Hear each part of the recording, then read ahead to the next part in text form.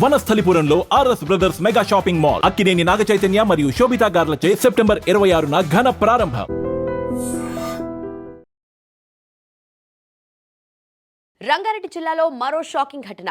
మొయినాబాద్లోని cherry works form హౌస్లో drugs పార్టీని భగ్నం చేశారు రాజేంద్రనగర్ ఎస్ఓటీ పోలీసులు. పోలీసుల సమాచారం ప్రకారం ఈ పార్టీలో ఇంటర్మీడియట్ విద్యార్థులు అంటే 15 నుండి 17 సంవత్సరాల మైనర్లు 50 మందికి పైగా పాల్గొన్నారు.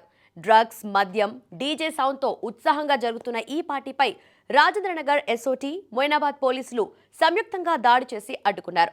ఈ పార్టీలో పాల్గొన్న యువకులు గచ్చిబౌలి, మాధాపూర్, నార్సింగి, కేపీహెచ్పీ అలాగే కుకట్పల్లి ప్రాంతాలకు చెందినవారిగా పోలీసులు గుర్తించారు.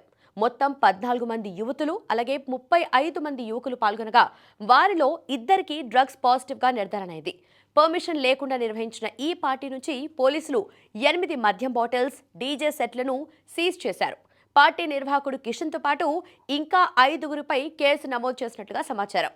ఇంతలో ఇన్స్టాగ్రామ్లో ట్రాప్ హౌస్ అనే ఐడి ద్వారా ఈ పార్టీని ప్రమోట్ చేసి 1300 రూపాయలు చెల్లిస్తే ఎంట్రీ ఇస్తామని ఆన్లైన్లో బుకింగ్స్ తీసుకున్నట్టుగా పోలీసులు తెలిపారు.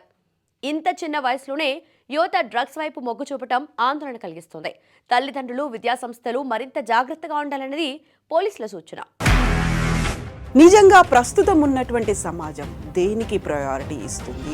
ఆర్థిక సంబంధాల చుట్టూ మాత్రమే తిరుగుతుంది. మళ్ళీ ఎన్నికలంగానే చాలా విరక్తి కలుగుతున్నాం. మంచి అనిపిస్తుంది కదా, లేడీస్ కూడా ఛాలెంజింగ్ జాబ్స్ చేసినప్పుడు చాలా బాగుంటది. ట్రాఫిక్ అసిస్టెంట్స్ గా నియమించిన ట్రాన్స్జెండర్స్ అందరితో సాల్యూట్ చేయించుకుంటున్నారు. ఫుడ్ డెలివరీ ఇవ్వటానికి వెళ్ళినటువంటి డెలివరీ బాయ్ అనిల్ పై కళ్ళ ముందు